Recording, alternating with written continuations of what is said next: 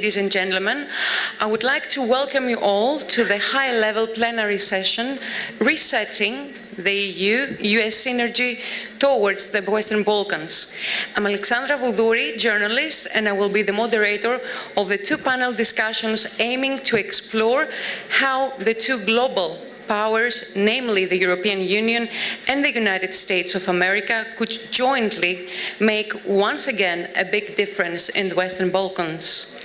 Following the change of guards at the White House after 4 years of turbulent relations, it is undoubtedly high time for the EU to tackle unfinished business in the Balkans, while there is a foreign policy team in Washington, D.C., who can bring intricate knowledge to Balkan issues.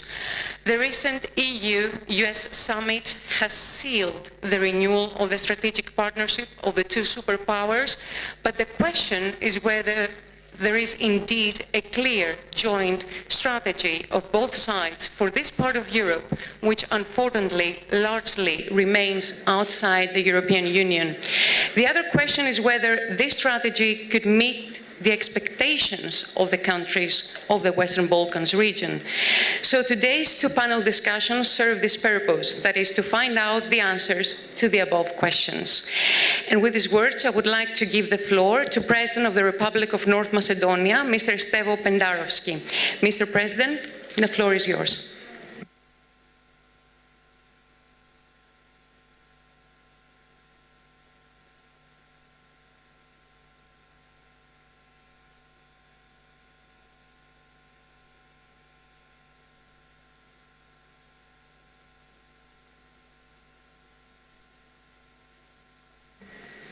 It's okay? Yeah. Good morning to everybody. I can say at the very beginning that you have picked up a very interesting topic. And for those who had forgotten, I would like to reiterate once more. Resetting synergy of European Union and the United States in regarding to the Western Balkans. So the very first question I would like to pose to everybody is, what kind of reset do we like to see between these two states and entities regarding our region? And is it possible at all to see the reset we have seen in the early 1990s and throughout that decade? In my judgment, no. And that's a negative news for the region. What has changed in the meantime? In the meantime, has the world changed dramatically? It seems to me, more or less, that the Western Balkan region is the same, but the war. Political will for having established again synergy is not in question, of course, but we are speaking about the national interests of the actors involved. Political will on the part of Brussels, and national interests of the member countries of the European Union, national interests of the United States of America, and of course, national interests of the countries in the region, Western Balkans 6. It is true that after 9/11, the United States has shifted their interests elsewhere, mostly towards the Pacific. It is true, in my view at least, that the European Union has become less coherent in the meantime, mainly because of the failure to adopt European Constitution and unsuccessful referenda in 2004 and 2005 in France and Netherlands. And the political will on the rhetorical level among the regional political leads is the same. About the substance behind that rhetoric, we can discuss at length. In my view, at this point, a reset is possible only in the form of the reset light. Then I can bet on that option, that we are not going to see synergy between two parts of that transatlantic community, which are so dear and important to us, alike in the 1990s. It means that the bigger part of the responsibility will stay on the shoulders of the regional political leads. It is known that the so-called triangle of success for any breakthrough in a positive direction in the Western Balkans has been Brussels, Washington, D.C., and regional capitals. What is the state of affairs regarding this last element at present? EU is certainly not capable of leading alone. United States of America wouldn't like to lead alone. And regional elites are not interested. I would like to be fully honest with everybody, because I'm part of that regional elites, generally speaking, are not interested to push for the real and thorough transformation of our societies. The end result is Western Balkan, in the past decade at least, is lagging in the economic terms well behind the European Union, even more than comparing the periods before that, let's say in the early 2000s. Washington, D.C. is here but only to register or to witness the decline of all democratic indicators, for example, Freedom House indicators. So in democratic terms speaking, Western Balkan is behind back what used to be 10, 15 years ago, and Western Balkan has 18 million inhabitants only on paper. In reality, we have 4 million less. I wouldn't like to end with the negative note. I suppose that might be, for some of you, the somber note of my address to you. But if we are not really trying to re-establish some connections, which has been so fruitful in the 1990s, in the different circumstances, under the different environment, then no one can say 10 years from now that the Western Balkan has succeeded. I'm not speaking about the formal integration only in the European Union. I'm speaking about the real reforms on the spot, on the terrain, and I'm speaking about the happiness of our people who would like finally, after so many years being in the long transitional tunnel, would like to see prosperity of their societies. And of course, somehow, in the next 3, 5, 7, 8 years, to slow down the very negative processes of emptying out the region, because the brightest, the youngest, the most dynamic force are leaving the region, and in essence, we are not going to have anybody to rely upon if we like to see reinvigoration of our economies. So help us to help the people living in this region. Saying this, I wouldn't like to excuse myself and everybody else being in charge, in power in the 6 regional countries, but without the combination of our energies and our vision and our projects, we cannot succeed. It's okay to have these kind of conferences. It's a good one to see the familiar faces. I saw a few of them, which has been quite active in a very difficult 2001 for North Macedonia. And I cannot say to them, seeing some of them after 2 decades, that too much has fundamentally changed in my country. So it's time for restart. Thank you.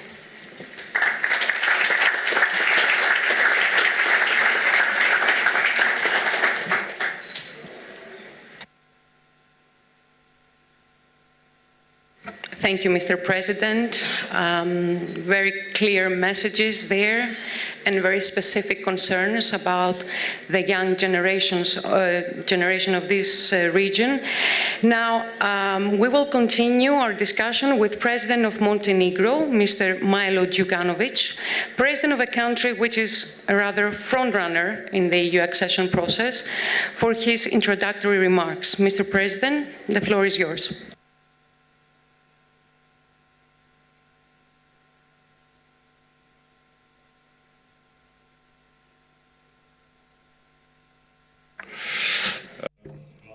Thank you. Ladies and gentlemen, first of all, I would like to thank the organizers for this exceptional opportunity to speak in this forum, and I would like to congratulate you for the idea of inauguration of PRESPA Forum 3 years after the PRESPA agreement was signed. And I believe PRESPA agreement was one of very important political events in the Balkans in our recent history. Good understanding and high responsibility of our friends here in Skopje and equally in Athens led to a very important agreement that I believe announced a clearer and more foreseeable European perspective, not only for this country, but for the entire region. I would like to congratulate the beginning of work of this forum, and I believe that it will become one of the prestigious places and fora where we will discuss responses to regional and global challenges. And I want to congratulate you for choosing this topic. Allow me to start with a little reminiscence. I think it might be useful, and I think you will understand why I'm starting like this. So in the 90s, just after post-communist countries started adopting values of liberal democracy of the Western type, so a couple of years after that start, former Yugoslavia fell apart in blood. I am not just trying to remember bad things to help me, but I think that it is important to remember that here, in this place and this time. And I will explain why. Lately, in the last couple of years, we are used to receiving good and very threatening news from Western Balkans. The good news were that Montenegro managed in 2016 to become a member of NATO in spite of a very strong opposition of Russia. After that, thanks to the solution of the long dispute between Greece and Northern Macedonia, North Macedonia also became a member of NATO. 2 years ago, the first action plan for membership in NATO was adopted for Bosnia and Herzegovina, and leaders of the Western Balkans in the Berlin process signed an agreement on the establishment of the common market. So these were the good news. But there was some bad news as well. And those are that whether we like it or not, and whether we want to admit it or not, we do have a standstill in the enlargement policies of the European Union to the Western Balkans. For a long time, they talked about the fatigue, and after that, they stopped saying that. But the poor dynamics and lack of energy remained. So today, we logically speak about the decline of Euro enthusiasm in the Western Balkans, and it seems to me that frequently in the discussions that we have when we meet as leaders of the countries of the Western Balkans, the officials from Brussels keep saying to us that we don't have sufficient rule of law in the Western Balkans and that the reforms lost their energy and pace. And we keep warning that bad messages from certain European centers actually caused the decline of Euro enthusiasm. You know, you remember that the last or previous European Commission had one of the first messages that there would be no enlargement during their term of office. And also there were some other messages from other centers that were not in line with the announcement of the new Commission and Ms. von der Leyen. I think all of that together was very bad for what we have today in the region of the Western Balkans. So that policy, unfortunately, led to the penetration of interests of third parties in the Western Balkans. You know, we can be angry in Europe and in Western Balkans about that, but I think that it is expected, and I can say that it is almost legitimate, because, you know, some space has opened, and other countries that have a system of values that is opposite to the system of values of European Union are trying to exercise their geopolitical interests. I mean, if we want to avoid that, we have to have more of Europe in the Western Balkans. Europe was not sufficiently present, and now we can see aggressive geopolitics in Western Balkans that is opposite to the European system of values and European unity. So Western Balkans has become one, but very important battlefield where East is fighting West and Western system of values. As a consequence, we in the Western Balkans have been dealing with the same dilemmas as in the 90s. And one of those dilemmas was whether multi-ethnic harmony in our region is possible. You know, you can ask that rhetorically, but I think it is a senseless question. I mean, why would Western Balkans seek for a formula that is different from the formulas used in the entire world? In the 90s, we had to pay for this dilemma in human lives, 150,000 human lives. At that time, the intention was to establish greater Serbia, greater Croatia, and as a consequence also greater Albania. And instead of those greater countries, we got a greater tragedy. And now, 20-some years later, after the Dayton Agreement, we have this idea on the table again. And why? Because the perspective for Western Balkan countries to become members of European Union has been blurred. I think that geopolitical significance of European perspective of the Western Balkans is being neglected. We keep forgetting how many good things the enlargement policy brought to Central and Eastern Europe. And we forget that many political crises that Europe went through had a beginning in the Western Balkans, actually. So I think that it is very important that we go back to a more realistic view of the geopolitical significance of European perspective of the Western Balkans. And what is encouraging, as Stevo mentioned, is the restoration of Euro-Atlantic cooperation. So it seems to me that in the last 4 years, we had tragic mistakes on both sides of the Atlantic. They neglected Euro-Atlantic heritage. I am a great advocate of Euro-Atlantism. I think that after the Second World War, it brought many advantages, not only to Europe and America, but for the entire world. So I did not manage to understand why we have become so skeptical towards that most valuable heritage of Europe and America. But what is the most important, I am encouraged by the messages that we could hear from Washington after presidential elections. I am very encouraged by positive reflections from European capitals. So I believe that this restored Euro-Atlantism will open new perspective of logically accelerated European integration of our region. And in the end, I would like to say that there is no dilemma. We don't want to turn our responsibility to somebody else's back. No, the most important job has to be done at home. We have to do it at home, and we do not even think of getting any kind of shortcut for integration. We could see what shortcuts in that process might result in. We don't want that. We want to be full-fledged members of the European Union. We want to meet all the criteria, but we all have to understand, all of us and our Euro-Atlantic partners, there is no irreversibility in the process of democratic transition. European values have not been inherent in the Western Balkans. It is actually the opposite. Western Balkans has been lagging behind because it was declining to join the rest of Europe for a long time. So we were out of the mainstream for a long time, and now we have to push the process of European integration. And all together, we have to seek to find more space for the liberal democracy of Western type in Western Balkans. I believe in that. I believe that is a good perspective. I am encouraged with the things that I mentioned, and I hope that we will avoid repeating the bad scenario for Western Balkans that we lived in such a recent past. Thank you.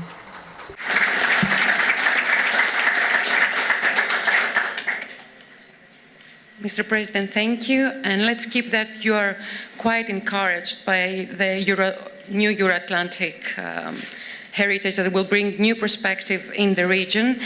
Now, Slovenia, since yesterday, is holding the presidency of the European Union Council for the second time, assuming this role after 13 years. So we are very pleased to have here with us the President, Borut Pahor. Mr. President, you know better than me that the expectations are quite high for the Slovenian EU presidency, and whether the next 6 months could represent an excellent opportunity to push forward the enlargement agenda. The floor is yours, Mr. President. Thank you.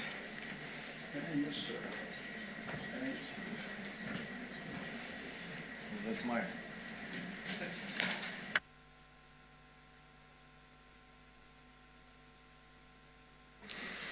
Good morning, everyone. The enlargement of the European Union to the countries of Western Balkans is a geopolitical question of the first order. Western Balkan countries themselves need to speed up the adoption of reforms and implementations of measures to this end, but the faster enlargement is above all in vital interest of the European Union. What is needed is a more geostrategic approach to the enlargement and to see the region of Western Balkans as a whole. It would be the best if the European Union decides to, and reasonably soon, include in the EU all Western Balkan countries and to adopt its enlargement strategy accordingly. The absorption capacity of the EU is sufficient enough for a fast enlargement with Western Balkans. The enlargement of the EU to the countries of the Western Balkans is also increasingly becoming a matter of time. The slow pace of the enlargement is weakening the trust in the European future in these countries. That results in the rise of nationalism. It also leaves the space open for the influence of third countries. A faster EU enlargement to the Western Balkans would reduce the importance of naive and dangerous ideas of border change, which in my opinion cannot happen in a peaceful way due to the complexity of the situation. That is why I reject all those ideas of changing the borders. A faster process of inclusion of Western Balkan countries in the EU would significantly strengthen the principle of territorial integrity of these countries and also the stability and the security of the region and the Europe as a whole. With enlarging to the Western Balkans, the EU remains an unfinished peace project because it directly touches the European promise of prosperity, well-being and stability. In mid-May, I hosted the leaders' meeting of the Brdo Briuni process. After a rather heated and difficult discussion, we agreed on all main principles. We need the US as a partner. We need to work hand in hand with our transatlantic partners. It is interesting that NATO has more capacity and willingness to understand geopolitics in Western Balkans. The NATO enlargement to the Montenegro, Albania, and North Macedonia is of tremendous importance. So, let me conclude by reiterating how important the fast enlargement of the EU to the Western Balkans is. Enlarging EU with the entire Western Balkans region is a paramount political precondition for the stable, prosperous, and sustainable future of Europe. Delaying the start of negotiation with North Macedonia is unreasonable. Even more, it's not just politically wrong, it's morally wrong. It also undermines the authority of EU. So, I cannot, as the President, speak on behalf of the government, but I would say that Slovenian government will do its best to unblock the process during our EU presidency. And I wish all the best to North Macedonia, Albania, and everybody, because I think this is our common destiny. So, Mr. President, Stevo,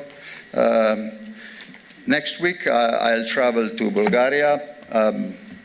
Myself, Prime Minister, Foreign Minister, everybody will try to do during our presidency our utmost to maybe unblock this issue and let both North Macedonia and Albania to start to negotiate. I wish you all the luck. Okay, thank you. I know it.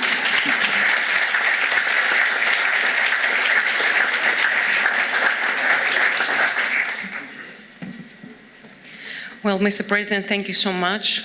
We all hope that you will be able to unblock the stalled accession process, and also thank you for the clear message that you reject ideas about changing borders coming out of shady non-papers very recently. Now going to Mr. Philip Ricker, who is undoubtedly one of the few people in Washington with such a deep knowledge of the Balkan region, Acting Assistant Secretary of the United States for European and Eurasian Affairs. Mr. Ricker, I heard you yesterday saying that the United States have never left the region. That might be partly true, if you allow me. Since the last 4 years, the problem was that the United States were not acting together with the European Union. In fact, some of Washington actions generated skepticism about Europe's ability to breathe new life into the enlargement process and, if you allow me, into the Belgrade-Pristina dialogue. So what should we expect from now on? And is there indeed a clear and joint strategy, and in which key policy areas? Thank you, Mr. Riquet.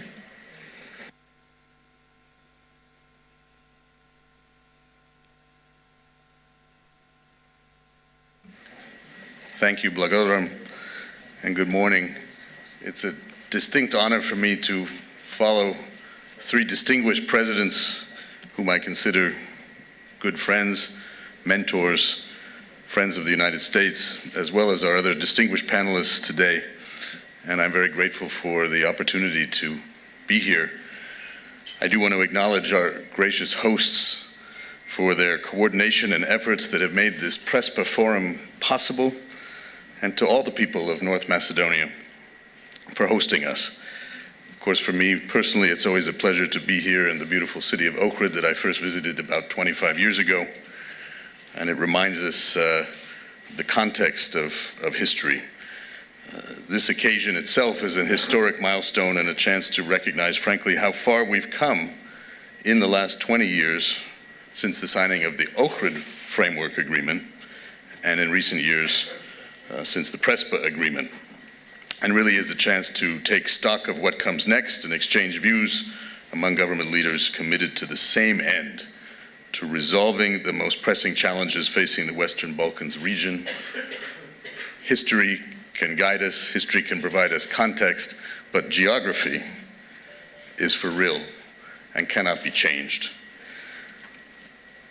The question was posed as to what can we expect from Washington? Well, I think this past month, the month of June, is a very good and real illustration of the Biden administration's foreign policy, the continuity of policies, in fact, that we've had throughout multiple administrations for decades.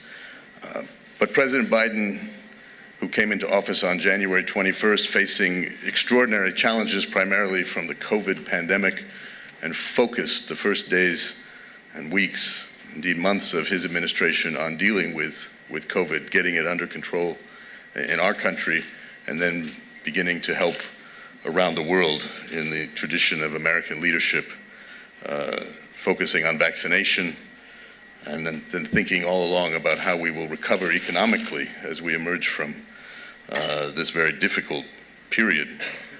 President Biden took his first trip as President of the United States to Europe. And he traveled first to Great Britain to see one of our oldest allies, and the historical irony there is never lost on us. We talk about the special relationship with the country from which we declared independence 245 years ago. But he also attended the G7 summit meeting, because to President Biden, to the United States, the G7 represents democracies, free market economies, the largest in the world, that come together to seek agreement on ways forward, voluntarily, together to deal with the great challenges of our time that include COVID, that include climate, that include the challenges of a rising China, as well as the possibilities that include the conflicts that we see around the world that this region knows too well from decades ago, that we together as leaders can solve. From there, he traveled to Brussels for the summit of the NATO alliance, celebrating with 30 allies, 29 others, including our most recent member of the alliance, North Macedonia. And for that, I am personally very proud, and so should the people here, and all of those who worked, including through the PRESPA agreement, to make that possible. This is about repairing relations. This is about revitalizing alliances. This is about reimagining what we can do together. Because as the President said, we cannot deal with any of the issues we face in the 21st century alone. Even an enormous country like the United States with a tremendous military might, with an economy that no one could have imagined even just a generation or two ago, we have to work together to face the challenges that we have.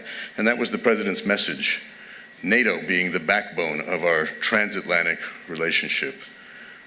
He went across the town then to have a summit meeting with the European Union, the first time that we've had a US-EU summit meeting since 2014. And that represented our strong partnership, the determination of President Biden and his administration to work closely with our European partners because we share the same values. And together, we are able to take on the challenges that we see in our own backyards and around the world. And of course, he then took the opportunity, having underscored the importance of our alliances, to meet with President Putin, because nothing replaces face-to-face diplomacy, to discuss our hope that we can have a more stable and predictable relationship with Russia, but to make clear that if Russia behaves irresponsibly and aggressively against our interests or those of our allies and friends, there will be a price to pay. And so the following week, Secretary Blinken continued this transatlantic travel. Again, this focus on Europe by traveling, and I joined him in Berlin, in Paris, and in Rome. The three countries, Germany, France, and Italy, who belong to all three of those major groupings, the G7, NATO, and the EU, to reconfirm at a bilateral level our joint efforts, our interests, and how we will continue to work together, and to do that in a multilateral context, including the G20 meetings that were held in Italy, representing a significant part of the world's population and its economies. And from the G20, Secretary Blinken sent me here to Ohrid to underscore our firm interest and engagement with our European partners in seeing the Western Balkans fully integrated into the Euro-Atlantic family of nations. And so I think you've seen progress in just these few months where we've held visits and calls with leaders throughout the region and with key European Union officials to indeed revitalize our efforts that never went away. But we met with the EU Special Representative for the Western Balkans, Miroslav Lajčák, who focuses on the Serbia-Kosovo dialogue, underscoring our long-standing commitment to the Western Balkans and the importance we place on cooperation and coordination with our allies and partners in realizing our vision, a vision that, as I said, has been consistent across multiple administrations for decades. It's too easy, I think, to take a year in which travel and diplomatic engagement was limited because of COVID to focus on certain meetings, highlights, individuals, and to forget the broad context of our engagement throughout this region over decades, generations, and indeed, in my own case, at least 25 years of direct engagement. It is a region here that we believe is at peace, can it be at peace with itself and its neighbors, and fully integrated into this European, Euro-Atlantic framework that President Biden knows is so important. Building on existing strong US-EU efforts in the Balkans is part of our overall priority to revitalize and raise the level of ambition of the transatlantic relationship. To that end, President Biden issued a new executive order. I think you've seen some news on that, updating and modernizing the Western Balkan sanctions regime, refining and modernizing the tools that the President has to reinforce our commitment to combating malign influence and corruption in the region, promoting accountability, and reflecting the importance we place, specifically mentioning the 2018 Prespa Agreement as well. In May, at the UN Security Council, Secretary Blinken was very clear that we need and want partners in all of these endeavors, and the EU's partnership in addressing the most pressing obstacles in the Western Balkans is indeed indispensable. For more than 2 decades, the vision and driver of US-European collaboration in the Western Balkans has been the Euro-Atlantic and European integration, motivating the kinds of reforms that enshrine, promote, and reward the common values and like-minded ideas throughout the transatlantic community. The EU accession process itself helps to lay the foundation necessary for prosperous and peaceful democracies. But I think we're all aware that the credibility and thus the influence of the EU in this regard in the region is right now at a low point. That's why I'm so inspired by President Pahor's remarks. The EU and all 27 member states must work to reestablish and restore that credibility if it's to be effective in promoting a seriousness of purpose in the Western Balkans. And this was very much a message in Secretary Blinken's meetings in Berlin, in Paris, in Rome. We need to make clear to leaders and peoples in the region that reform, progress, will indeed generate meaningful movement along a clear, tangible, and credible EU path.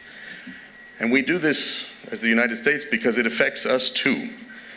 Indecisiveness and inconsistency on this issue weakens the US-EU collective efforts throughout this region and gives openings to those who try to drive wedges within and among the members of the European Atlantic community.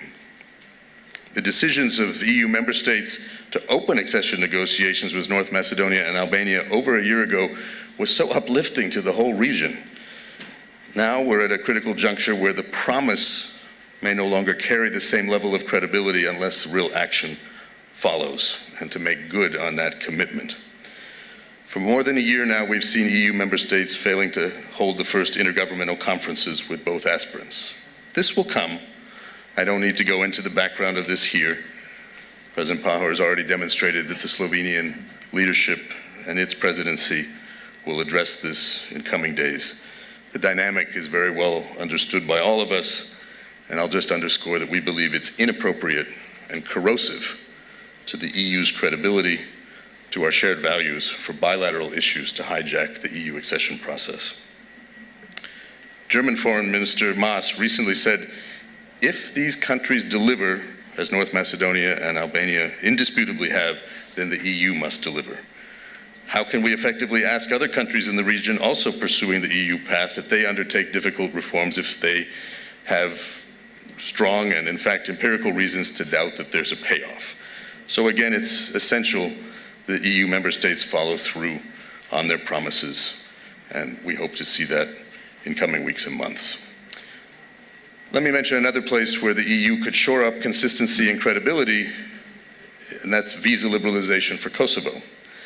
After repeated attestations by the European Commission and European Parliament that Kosovo achieved all the prerequisites for visa-free travel within the Schengen zone, denying Kosovo visa liberalization on top of the larger denial to Kosovo of a visible EU perspective saps the momentum for reforms, as well as the motivation to approach the Kosovo-Serbia dialogue with the spirit of compromise and flexibility that is necessary to secure a comprehensive normalization agreement.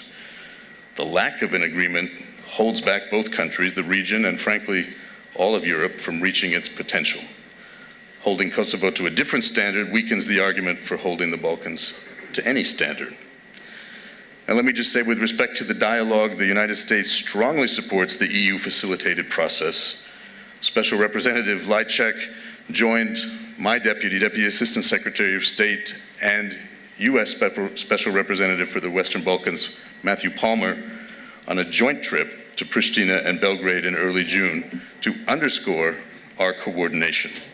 And together, we coordinated and encouraged Kosovo and Serbia to resume negotiations with both seriousness and urgency. We welcomed the high-level talks that resumed June 15th, and that process will continue with another meeting likely in July. All of these things reinforce what President Pahor has done with the Berto Baroni process. Both parties, as you know, are far apart, But the best way to bridge these differences is through dialogue. We believe a binding normalization agreement is the only way for these countries to reach their full potential and unlock their EU accession paths. And I can't imagine these countries taking their places in the transatlantic family without being able to conclude a normalization agreement. Normalization is exactly that. It's normal. We believe an enduring agreement is one that includes mutual recognition, which would allow both countries to really put their disputes behind them, to put history in context, and to move toward more secure, stable, and prosperous futures. Getting there demands flexibility, compromise, and forward thinking. We'd like to see more of this, and I'm quite confident our EU partners would too. Let me underscore that we, the United States, welcome and need the European Union's partnership and engagement, as well as the partnership and engagement of the leaders of these countries in this region, to press ahead in other parts in terms of fulfillment of key reforms. One thing I want to point out, last year's great successes that went unnoticed during the pandemic was the electoral reform in Mostar in Bosnia and Herzegovina. Their citizens had the ability to vote in municipal elections for the first time in 12 years, resulting in formation of a city council and budget adoption so that citizens and their concerns could be addressed, that governing structures could deliver on behalf of the people who elect them.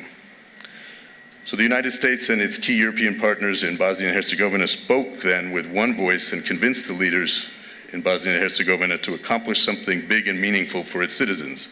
That unity of message is key to pressing ahead. And 2021, as a non-election year, I think is a crucial moment for Bosnia and Herzegovina to take another big step, finally addressing Sejdić-Finci and other European Court of Human Rights decisions through limited constitutional reform, and to implement key ODIHR and Greco recommendations for freer and fairer elections. I realize how much more I have to say, and I don't want to go on much longer. So let me just say, we've got to also prioritize economic integration. So what citizens want is government to deliver for them, to give them better lives, better opportunities, to restore hope.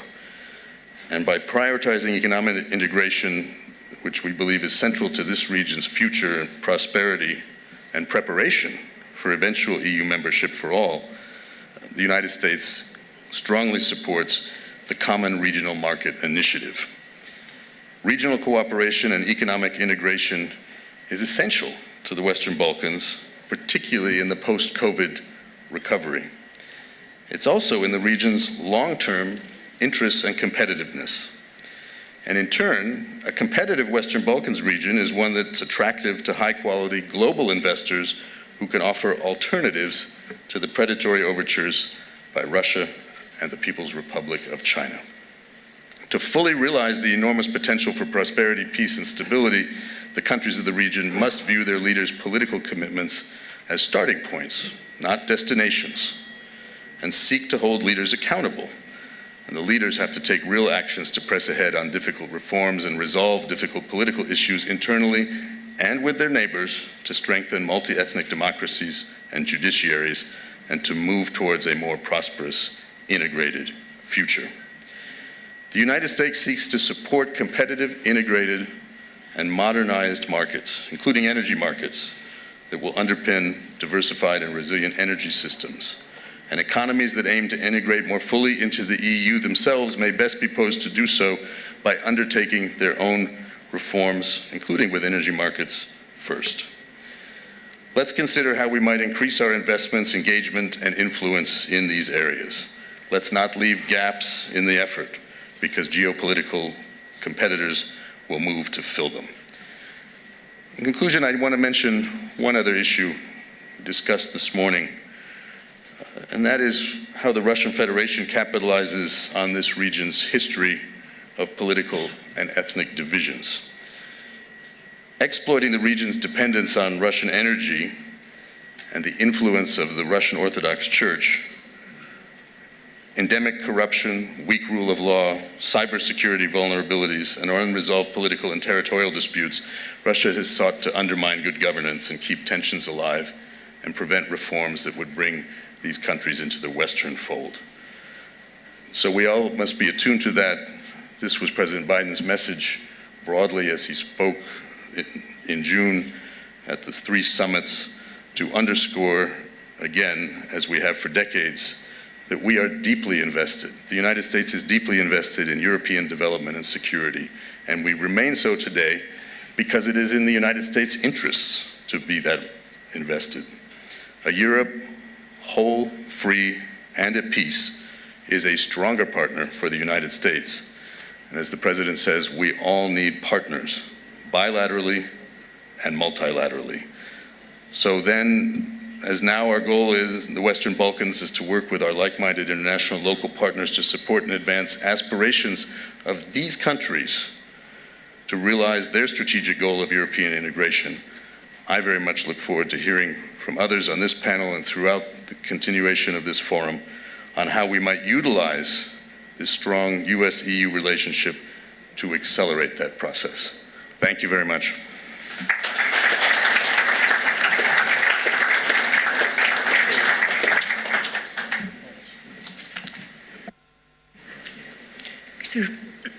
Mr. Riccio, thank you so much. And I think many of here of the audience would definitely like to hear that the United States will prioritize the economic integration of the region, since this is the key for the prosperity and the better lives of the people of the Western Balkans. Now, turning to Mr. Johannes Hahn, who may currently holding a different portfolio in the European Commission, but undoubtedly, his name is very much linked with one of the core EU policies, that is enlargement. Well, Mr. Hahn, I would like to pose the same question that I posed to Mr. Ricker. Is there any clear joint strategy between the EU and the US? And could you define the key policy areas in which the two global powers should develop this strategy? Thank you, Mr. Hahn.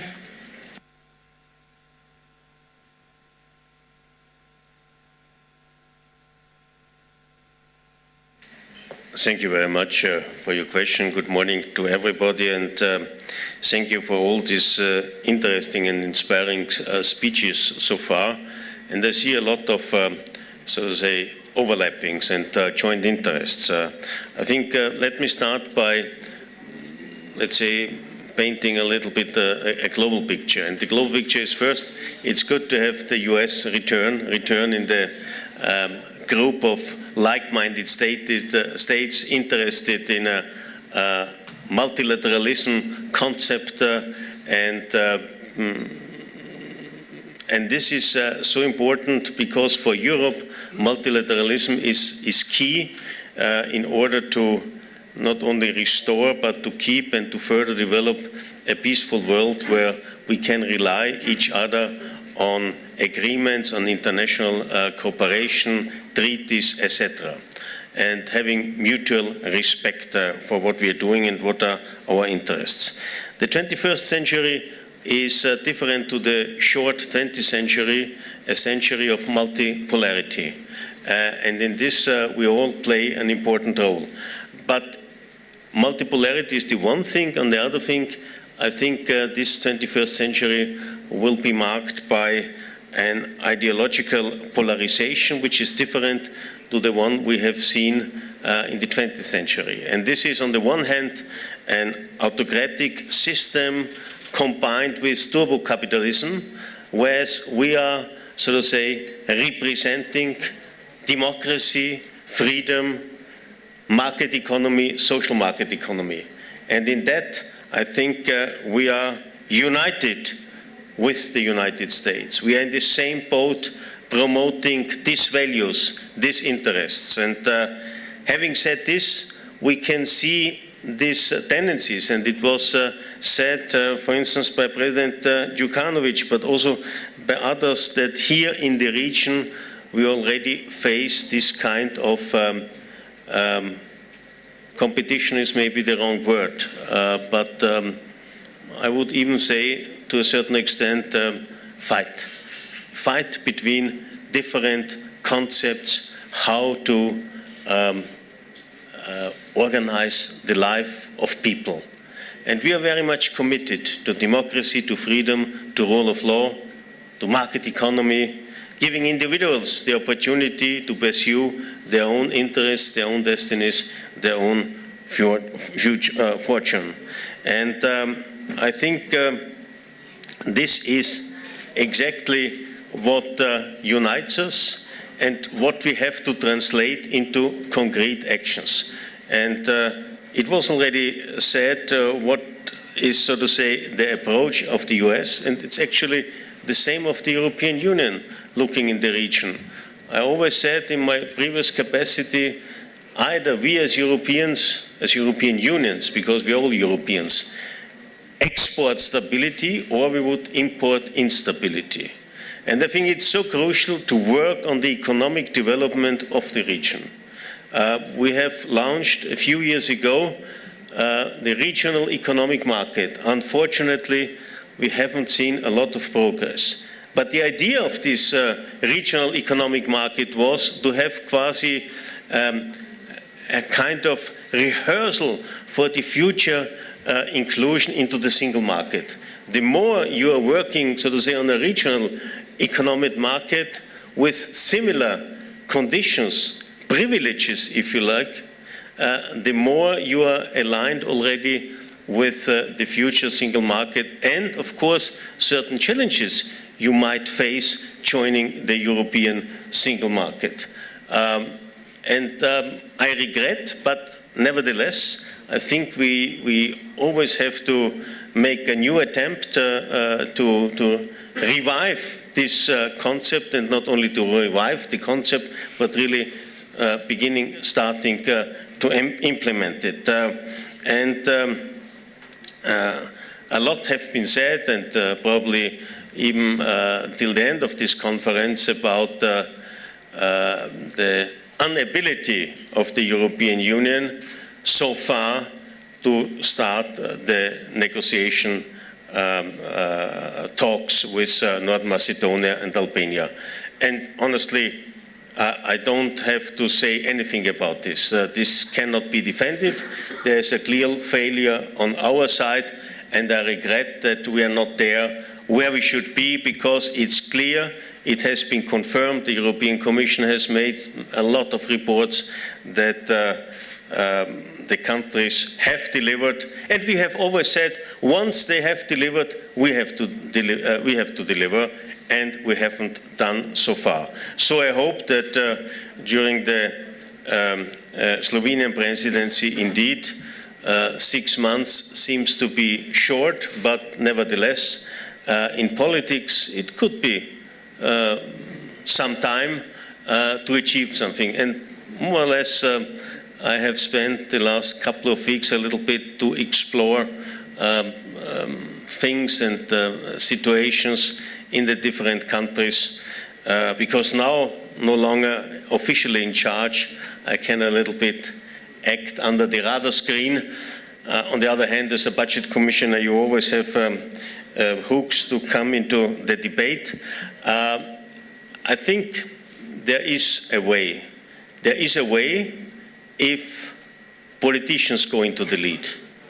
If we leave it to the experts, scientists, don't be misunderstood, there won't be a result. But the core competence of a good politician, of a leader, as we have seen it, for instance, in Prespa, is to strike a deal, to have a compromise, a good compromise, which is finally a win-win situation for everybody. And to have a compromise means to show leadership, because you have to give up on one or the other position, but at the end, both parts benefit more than if there would not be an agreement, if there would not be a compromise. So now it's high time for politicians to show leadership, to go and to see how we can resolve this. But coming back, what we both, the US and Europe, should do, and I think the agenda is clear. We have to invest, into the economic development, but, and this I have to recall and to repeat, don't underestimate, and maybe here the sensitivity inside the Union has increased in the last couple of months or maybe even years, the importance of rule of law. Certainly, also because of the situation we are facing inside the Union. And we have seen developments we didn't anticipate in the past, also not in our treaty. Our treaty has definitely weaknesses, how to react to developments we are facing in some of our member states. But it is as it is. On the other hand, I have to tell you, here there is clearly a significant increased sensitivity, and I know about what I'm speaking because I have also the pleasure to be in charge of the rule of law conditionality and to see how this new instrument has to be implemented. And therefore, once the negotiations have started,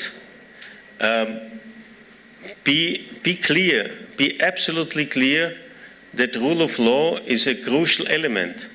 And if we have seen not the opening of further chapters with those member states which are already negotiating with the Union a future accession, it's due to a slowdown or even a standstill in rule of law developments. So I was always convinced, and I'm still convinced about it, that there is a link between economic development and rule of law.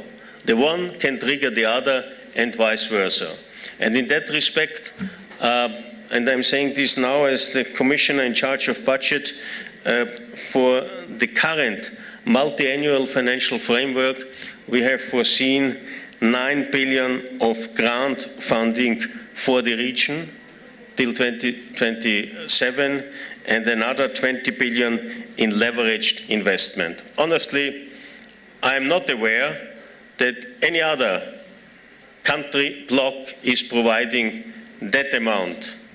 And there are some, honestly, I'm not aware about any Chinese grant. I'm aware about some not very favorable Chinese loans, but I'm not aware about any grants.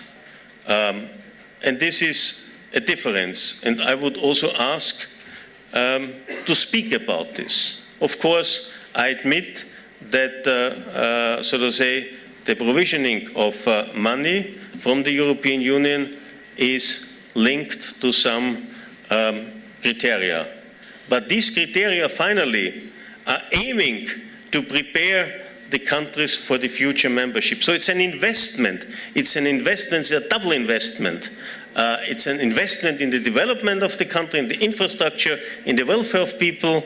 And by the way, we also have to invest in order to avoid a further brain drain. We are facing a brain drain here in the region, not only from those who are not yet members, but also member states in the region and at the border of the region to other parts of the Union. And this is something we have to reverse, because it's not healthy if the best parts, the most energetic, the most dynamic, the best trained ones are leaving the country and countries are depending on remittances. So I think the agenda for all of us is clear. Of course, we need dialogue, but we also have to deliver, to implement from words to do's. And in that respect, let's go together, let's work together, let's invest, let's push the economic development. And I'm deeply convinced again that economic development, attracting domestic but also foreign investors, will also trigger more, so to say, independence of the judiciary, because investors want to rely on a functioning judicial system. And there is already a lot of progress in the region, but of course more has to be done.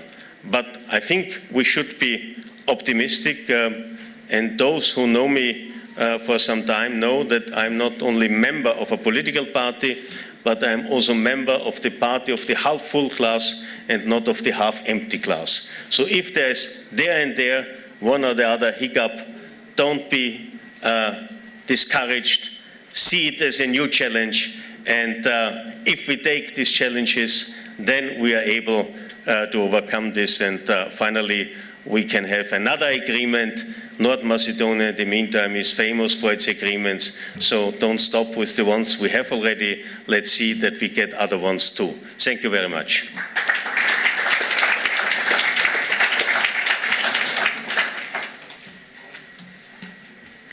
Thank you, Mr. Hahn, and let's see all of us the bottle half full rather than half empty.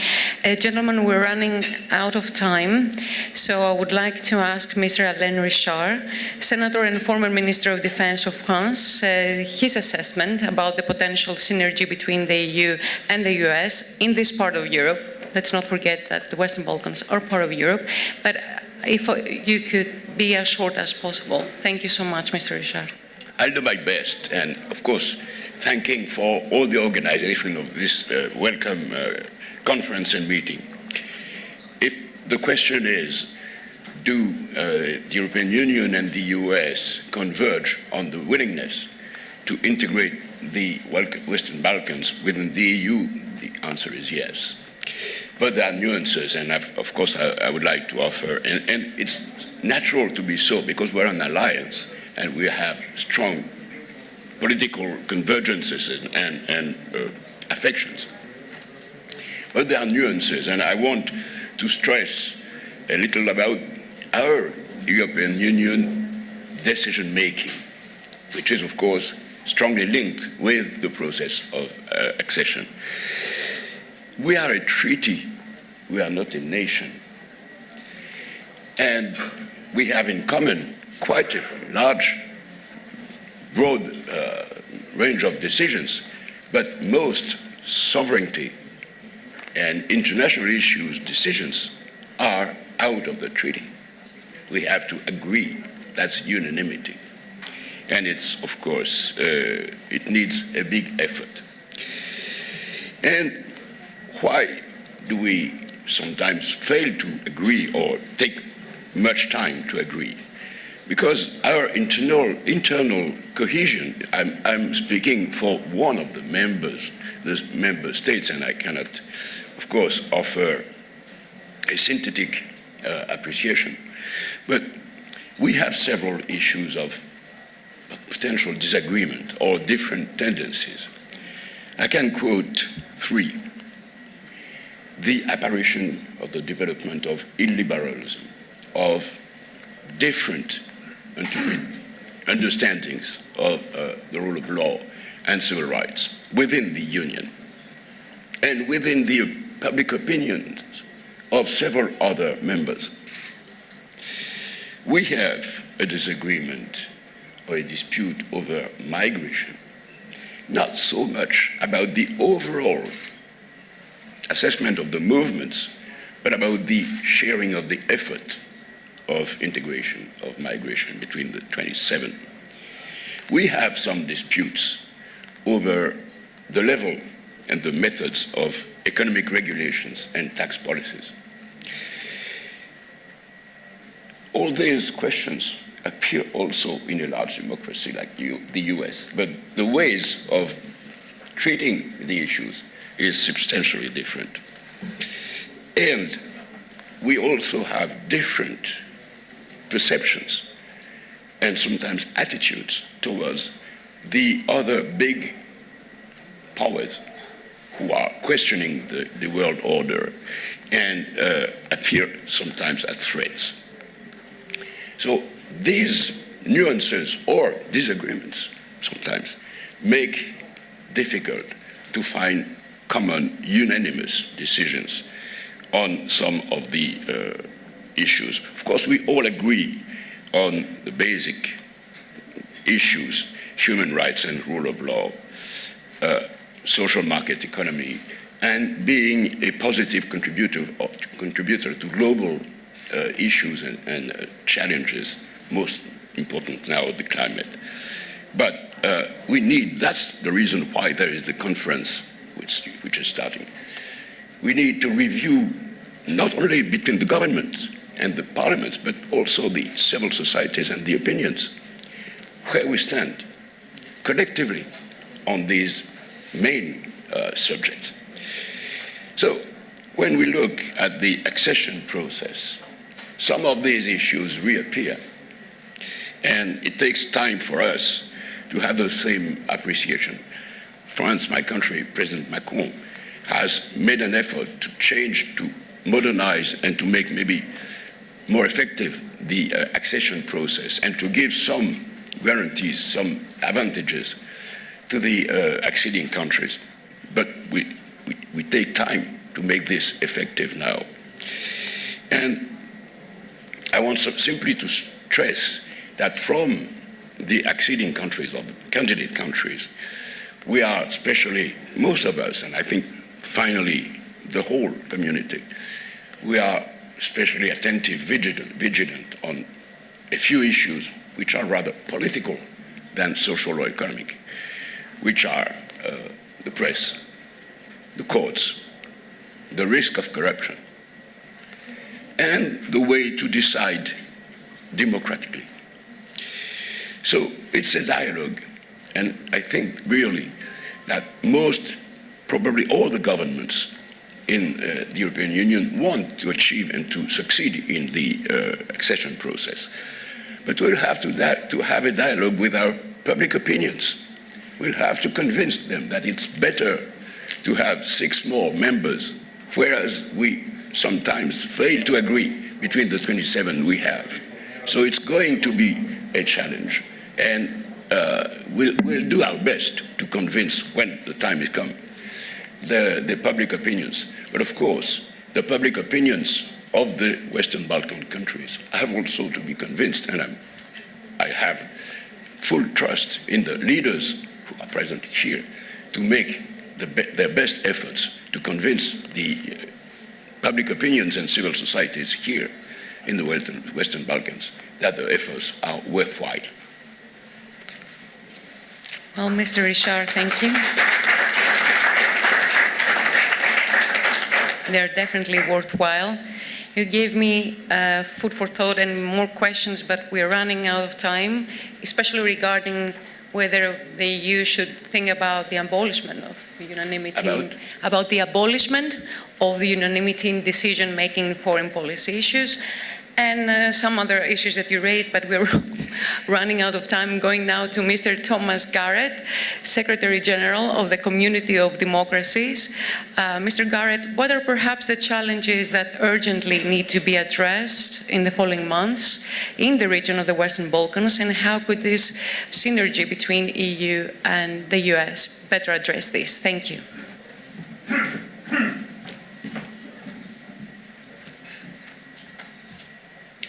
Thank you very much, Excellencies, distinguished guests. In the interest of time, I'm going to abbreviate my remarks, but I do want to start by saying how very honored I am to be in the PRESPA Forum Dialogue. And I want to also say how very honored I feel to have spent the last 2 days in the presence of so many men and women who brought about the accomplishments that we're celebrating these 2 days. North Macedonia is the newest member of the Governing Council of the Community of Democracies, and it's the first Governing Council member state from the Western Balkans. For those who don't know, the Community of Democracies is an intergovernmental coalition that supports adherence to common democratic values and standards, and our member states work together on these issues. What makes the Community of Democracies different as a coalition of states is that it is not built on geographical or regional or economic criteria, but it's built on commitment to values of democracy that are found in the Warsaw Declaration, which is our founding document, and it's composed of 19 principles of human rights, the rule of law, and democracy. The Warsaw Declaration it was founded upon the Universal Declaration of Human Rights, especially the central idea that human beings are born free and equal in dignity and rights. But the Warsaw Declaration went on in the year 2000 to include new rights and principles, standards that were not found in existing treaties at that time. So you find within the Warsaw Declaration language specifically on media freedoms and on civilian control of the military. And many, many countries were engaged in the shaping of this document. It was a common endeavor, and it was not only meant to recall the existing commitments that democratic governments had made to that point, but it also was to help establish standards necessary to help states enter and remain on the path to democracy. As I said, I'm going to abbreviate my remarks, so let me just note a few things that I think make it very different. Democracies channel dissent through nonviolent means, and they manage conflict through respect for the rule of law and human rights. As we've seen in the region, countries with strong records of respect for democracy and human rights are far less likely to experience civil wars and conflict. It's instead the authoritarian states, the failed states, which are likely to experience this type of conflict and to generate refugees and to hinder women's equality. Democracies are more likely to include women and youth in security as more gender-equal societies experience less conflict. I want to commend the speakers from yesterday's outstanding panel here on women, peace, and security. I think they so clearly illustrated this lesson. Today that we find that both established democracies and young democracies have the same challenges. The challenges are extremely similar between both. Today there is no democracy that moves only from triumph to triumph. But today in this world, every democracy faces changing threats and new opportunities. And we have seen, I think, both challenges and opportunities so clearly in the examples that have been given by North Macedonia. At the Community of Democracies, we recognize that the best means of addressing these challenges to democracy is through dialogue and common action. And these are the examples that have been provided to the rest of the world by the Ohrid Framework Agreement. And I can say that this example is needed today. We've heard reference to that in some of the remarks earlier. Through disinformation, misinformation, and even sometimes malign interference in democratic societies, we see that authoritarian governments are becoming increasingly effective in trying to market a different model of governance, one that is in clear opposition to democracy. And so if we are to ensure democracy is strengthened, for instance, in the coming post-pandemic world, democracies need to come together and to counter this narrative. And they need to find that ability to come together in groups such as the Community of Democracies, but also within the European Union, working in multilateral fashion at the United Nations. And so let me go ahead and just close by noting that, excuse me, find my place again here, that we see around the world nations gather under a number of different banners. Sometimes it's under a regional banner. Sometimes they gather on a platform of a cultural or even religious platform. And I think it's time now for us to see a bloc that is actually founded upon adherence to explicitly stated human rights and democratic values. And so as we look at this title, Resetting the EU-US Synergy on the Western Balkans, I would just encourage that North Macedonia provides an example of how the reset can be based upon nations that uphold the same values and the same ideas. And it can be done with nations that want to build bridges towards the same goals and aspirations. As mentioned earlier, reform and progress are the qualities that we see in Ohrid, that we see in Prespa, and that we see in the example North Macedonia has given. And I think this is going to be of great help in trying to reset the opportunities and to reset the synergy. So thank you very much. It was a pleasure to be with you today.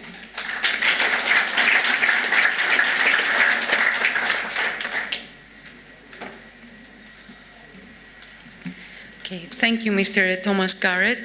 Now, I have forgotten to mention that we have here with us Ambassador Mr. Ervan Huere, who will sum up the conclusions on what has been said during the first and the second part of this high-level plenary session. Your Excellencies, thank you so much for your interventions. I really wish we had time for questions. We have heard some encouraging ideas and some clear messages. Thank you so much. Ladies and gentlemen, thank you again for your participation in this first part of this high-level plenary session. We will have a 10 to 15 minutes break before the second part of this session. And gentlemen, I think you should follow me for the family photo. Thank you. Thank you so much. Thank